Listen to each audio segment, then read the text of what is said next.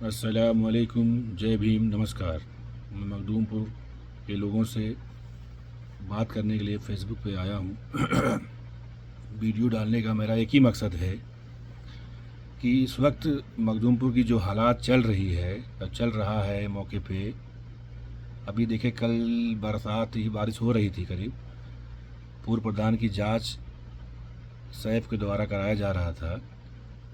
जिस तरीके से अधिकारियों के बीच एक लड़का इतिहास, अपने घर की इतिहास बता रहा है। इतिहास तो सही बता रहा है, बट इतिहास के आड़ में जो जो कारनामे हैं उसको भी इसी वक्त बता देना चाहिए था, तो और अच्छा होता। गांव के लोग और अच्छे तरीके से जान लेते इतिहास के बारे में, जिसको ना पता होता।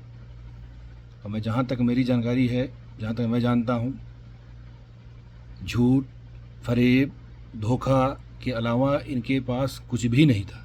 और शुरू से ही ये लोगों को झूठा आश्वासन देना, धोखा देना, इनका एक ही मकसद है।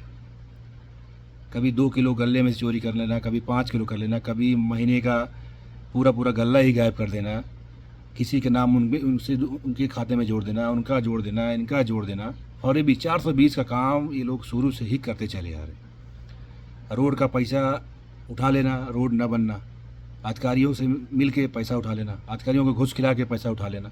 हाँ, जब फंसेंगे तो अपना इतिहास बताएंगे। इतिहास यही है कि इतिहास की मखदूमपुर की जनता, भोली भाली जनता, इन लोगों को यही बोला कि इन लोगों जब आए थे तो इनके पास मेरे समझ से कुछ भी था नहीं। लोगों ने यही बोला, जाने दो, ये लोग यही प्रधानी है, इसी से खा जी रहे हैं, जाने दो जाने दो जाने दो। चक्कर में ये लोग अपने आप को बहुत बड़ा तुर्रम खा समझने लगे। हकीकत सच्चाई यही है। तो ये लोगों की, गांव के लोगों की अच्छाई की वजह से कि जाने दो, ये लोग, इनका परिवार, इनका कोई कमाने वाला दमाने वाला इधर उधर नहीं है, ये लोग इसी से खा जी रहे हैं, चलने जाने दो। लेकिन फरेबी 420 बहुत दिन तक नहीं चलती।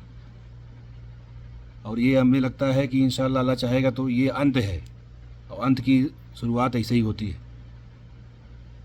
अगर इतना ही इतिहास अच्छा होता तो बारिश में भीग के जवाब नहीं देना पड़ता, मेरे समझ से।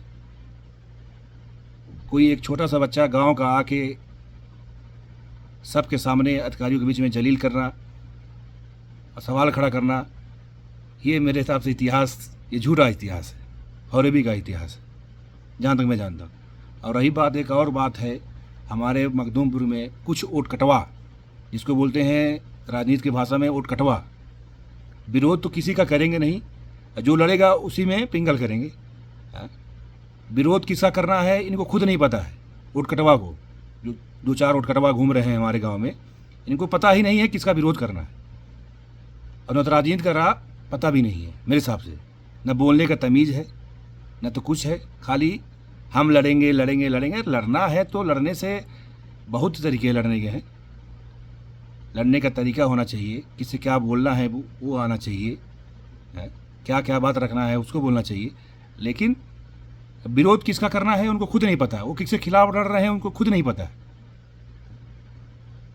मेरे समझ से बेवकूफ़ी के अलावा कुछ भी नहीं कर रहे हैं। अपना वोट तो ख़राब ही कर रहे हैं, दूसरों का भी वोट ख़राब कर रहे हैं। और मेरे समझ से गांव वाले बहुत अच्छे तरीके से जान रहे हैं कि किसको देना है, किसको नहीं देना है, कौन इस योग्य है, कौन नहीं है। ये पूरा अच्छे तरीके से पूरे गाँव वाले जानते हैं, जहाँ तक मुझे मालूम है। वोट कटवा से बचे और फरेबी से सब 420 हैं, जितने लड़ रहे हैं 420 हैं। लड़ना किससे है, उससे जुड़े हुए हैं। जिसके खिलाफ लड़ना है उसे गठजोड़ है। हकीकत सच्चाई यही है। बस इसी से अपनी बात को ख़त्म करता हूँ। अस्सलाम वालेकुम, जय भीम।